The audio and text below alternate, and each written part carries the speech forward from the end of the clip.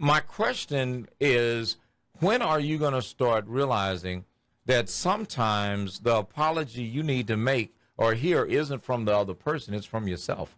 You need to apologize to yourself for allowing someone to take up 5 and 10 years of your time and waste your time. Now, you were 30 when you met them, you 40 when you finally got rid of them, and you 50 by the time you finally got it in your head they were no good for you while you let them come back and forth for 10 years. Because sometimes it takes that long.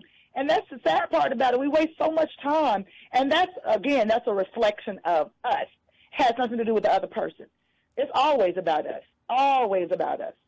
And so, you know, I just want women, particularly because I'm a woman, to get it together. And let's start wasting time. Let's start valuing ourselves. And mean it. If we say we have a standard, stop compromising. I was in a conversation with somebody, and they were like, what are some of your standards that you can compromise? And I made the comment, well, if you compromise them, it never was a standard. I don't think standards can be compromised.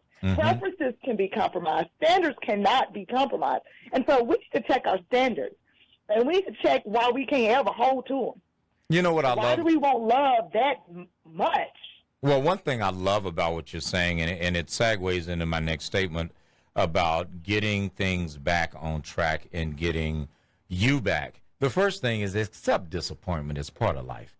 There are times that you have to, and a lot of you could avoid this, but I'm going to say for those of you that are stuck on stupid, get unstuck and accept that, you know, there are times when it just does not work out.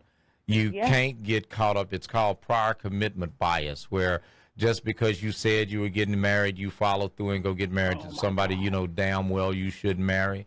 You stay engaged to somebody and you know this isn't a good fit. Every time you look up, everything's coming out of your pocket. I mean, because I give you this. Somebody should balance you.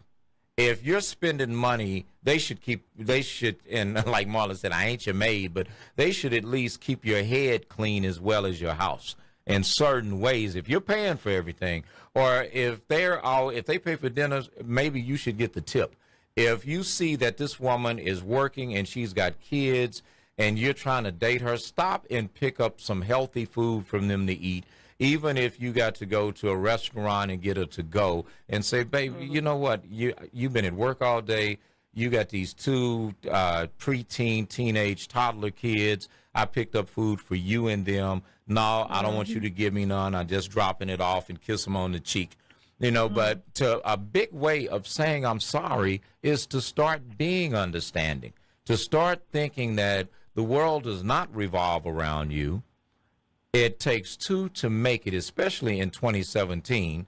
You can't do life alone. I mean, it's impossible unless you either have very low expectations or don't want too much out of life. But if you're me, you got high expectations and expect a lot, but you need a good teammate. You need someone that is going to respect and value the fact that you are going to school, that you are getting a graduate or a doctoral degree. You need someone that will value the fact that you did come and at least go fill up the car for them, or you had the well-being to tell them, you know what, I would love to come see you tonight, but you need to get up and go work out in the morning. You know you got a long day tomorrow. I'm horny too, but let's do that this weekend. I mean, stop making everything about you and being in the moment.